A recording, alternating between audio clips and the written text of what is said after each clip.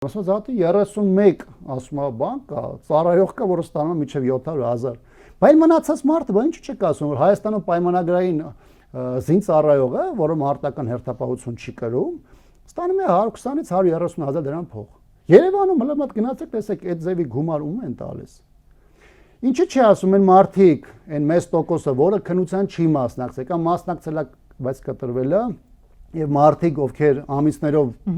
պոստերում են տներից հեռու, այդ մարդիկ ստանում են 180-ից 200,000 դրամ աշխատավարձ, հասկանում եք։ Դուք Տիգրան Ինչ վերաբերում են, շատ ներողություն հարց տվել եք, թողեք վերջացնել։ Որ ժառանգել է ժառանգելու մասով եմ ասում։ Տեսեք,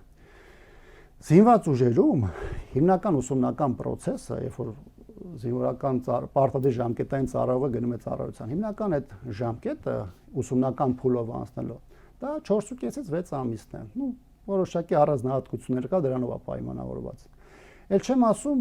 ցիկլը պարտադիր ժամկետային ծառայության գոնե միջև հունվարի 1-ը 2 տարվա ցիկլն է։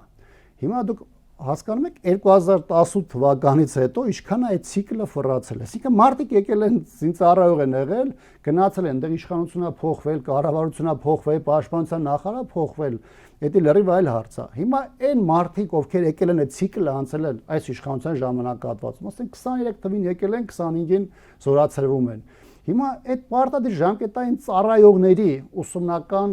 process-ի, դրա որակի կամ այդ զորքերի մարտունակության համար ինչ կապ ունի, ասենք, առաջին նախագահը, երկրորդ նախագահը կամ երրորդ նախագահը, հասկանաք, այդ ցիկլը ամբողջությամբ տեղի ունեցել ձեր ժամկետում։